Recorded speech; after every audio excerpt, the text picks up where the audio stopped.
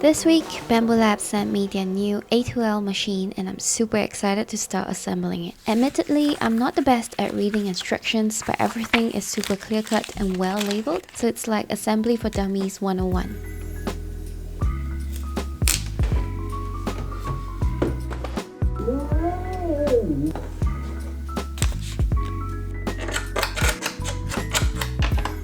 The A2L is an open-frame entry-level printer that focuses on a simple, easy-to-use experience but packs a whole bunch of upgrades compared to the A1 series. I'm most excited for the larger build volume, which is 105% more than the A1 series, and you can also attach a blade cutting module. I'll dive more into the details of the A2L later as we start 3D printing. I'm all done with assembly, so let's plug it in and begin calibration.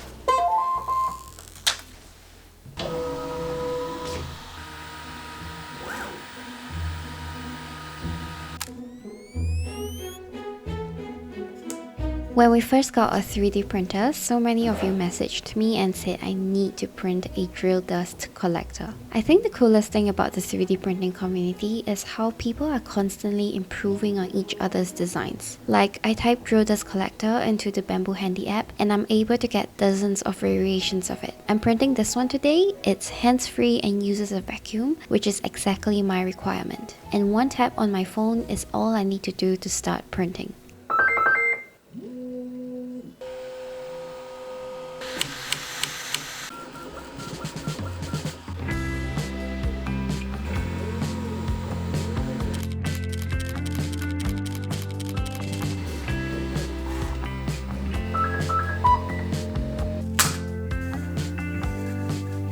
This week, I'm tackling all the home projects that I've been putting off. I've been procrastinating hanging curtains in our living room for 18 months, if you can believe it. Most of that procrastination stemmed from not wanting to have to clean up all the sawdust from drilling, but this drill dust collector might just be the perfect solution.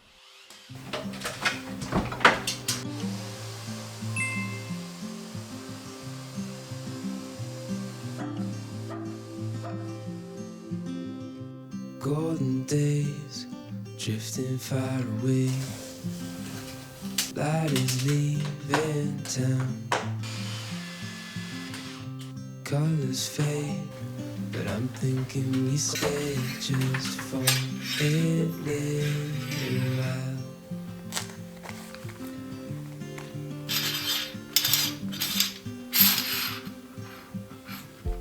Okay, so there are a few changes I would like to make to the living room this year. The rug we currently have is way too dark and the pattern is so messy to the point where it's pretty overstimulating. So I've already put that on Vinted and we'll replace that with something lighter and possibly more plain. We've been searching for a new sofa for the past 2 years. Sadly, haven't found one that we truly like. Hopefully we'll find one by the end of this year in a warmer color. I would like to repaint that cabinet because it currently just looks like a black hole in the corner. So with all of that in mind, I need your help to help me visualize what color curtains we should pick. Should we go with sheer white or sheer beige or neither?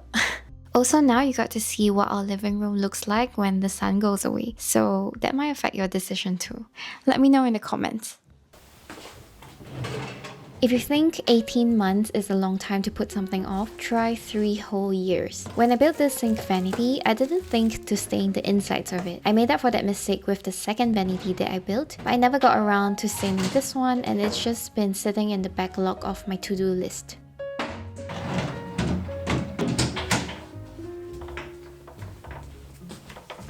Instead of staining though, I've decided to paint the insides of the drawers this beautiful French blue color that we used for our basement book nook.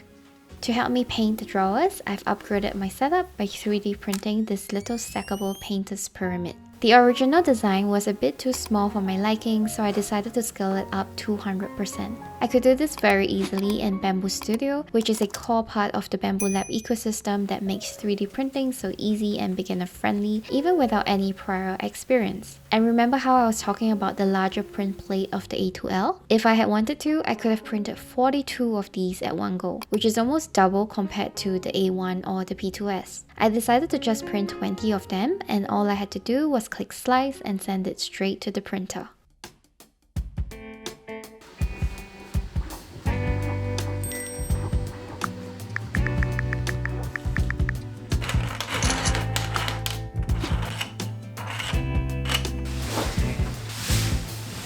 Start my weekend out right. Gonna live it up in my downtown. I got a new book and it's worth the book just right. This is sunlight on my sunburn all day. Decor in my hand and I don't need any plans to have the time that I'm looking for. Saturdays or what? The drawers are drying in my studio. Meanwhile, I'm going to run another print.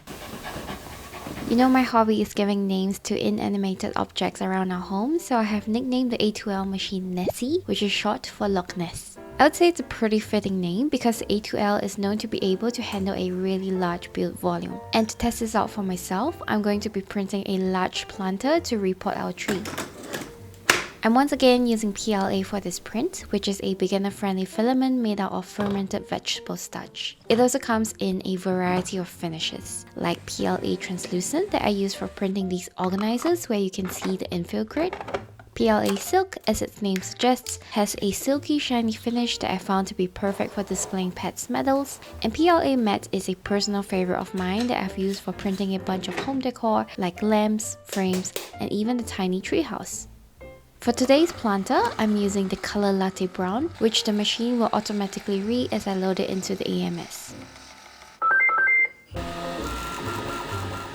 Historically, bed slinger type of printers have struggled with the model's weight and how it affects the machine's vibrations. But the A2L has achieved a breakthrough with something called Smart Adaptive Vibration Compensation. The frame itself also holds two internal granular dampers, which help to absorb vibration and further stabilize it. What this means is that you're guaranteed to get smooth surfaces no matter how big or tall the print gets. To find out more about the A2L, you can click the link in my description box, and I'm going to go ahead and repot our tree, crossing off another item on our list.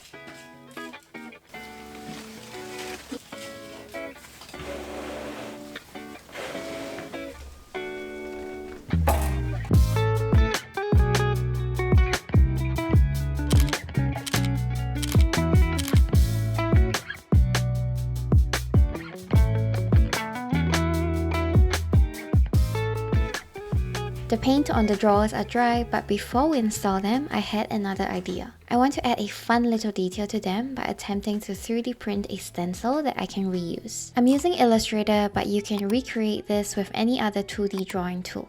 I decided on this simple teardrop cross and dot pattern, and then used the Pathfinder tool to punch the pattern out in order to create the stencil. To transform this into a file ready for 3D printing, I'm first exporting it as an SVG file and then bringing it into Tinkercad. In Tinkercad, you want to make sure that the scale is exact to the values of Illustrator.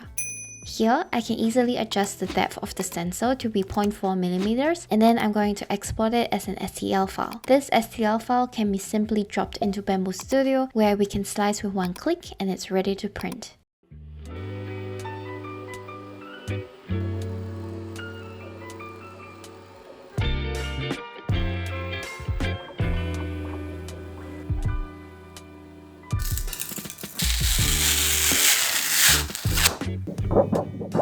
I chose to print the stencil in PETG, which is much more flexible than PLA, and supposedly, I will be able to wash the paint off later if it doesn't dry out too much.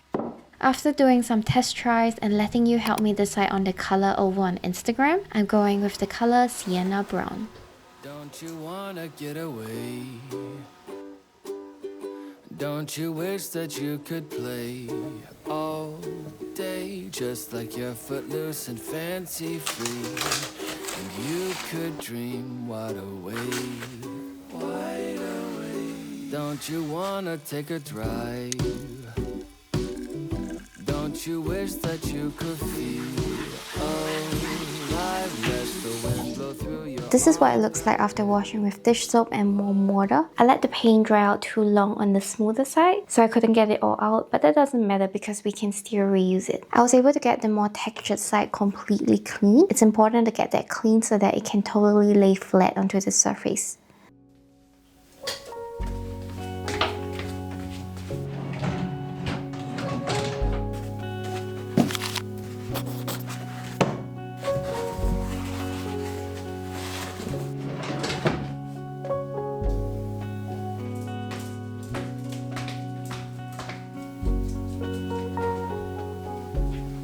When I made over our bedroom last year, it was a big project that involved a lot of DIY, including my bedside lamp, which is actually made out of a vase, a shade I already had, and some gem jar lids. It worked out for the final video and static photos, but in real life, it's a little crooked.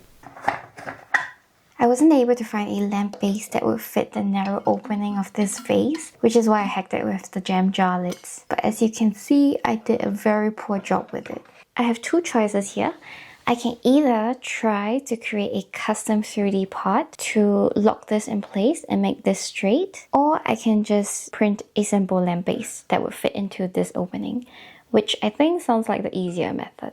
I'm also looking at my initial Pinterest board for the bedroom, and there is this picture of this lamp. It's a 400-pound Saison lamp, but I'm now realizing that the shape is very similar to my office lamp, which was 3D printed. So I guess you get where I'm going with this.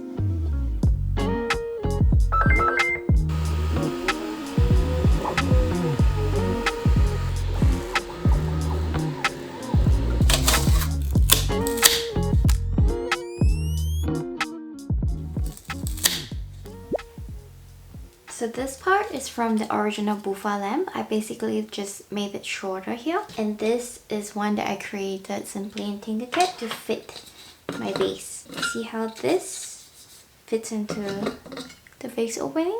So all I need to do is snap these two parts together. And I can put it over the vase. So this fits fine, but I gave it some tolerance so it moves around a bit. To fix that, all I need is 2 rubber bands. Put it around here. And now it doesn't move at all. I can just feed my light cord through. And it will sit nicely on the vase. And now we just add the shade. Ta-da! I also decided to print a mount to hold my power strip to the bedside table since the double-sided tape method clearly did not work.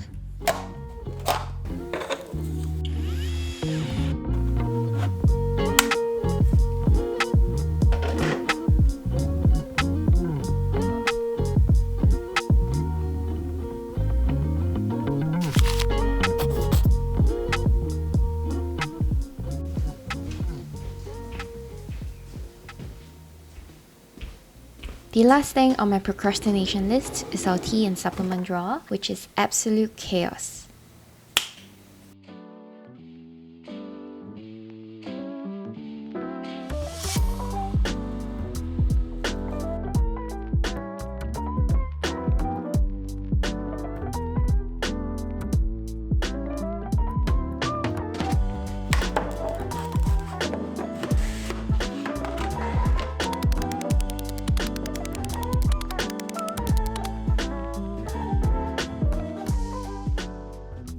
I made a few simple custom designs to this drawer. This divider perfectly fits the tea bags from the main brands that we buy, and I made 4 longer plus 8 shorter compartments to fit the various tea we own. Pat likes to use these multivitamin tabs after his runs, and they used to fall or roll around the drawer, but now they're nice and snug in this compartment. And this holy flavored water thing is his latest obsession, so I made this tray to hold them in place. Everything now has a dedicated spot, so we no longer have an excuse to mess the drawer up. And that is a wrap on the procrastination list. I'll have the 3D models that I printed in this video all linked, and if you're a channel member, you'll also get access to my custom 3D print files. Thank you to the members who helped to support this channel, and if you haven't seen the latest Q&A secret vlog, you can check it out here. For more 3D printing content, you can click on this video on the left. Thanks so much for watching, and I'll see you in the next one.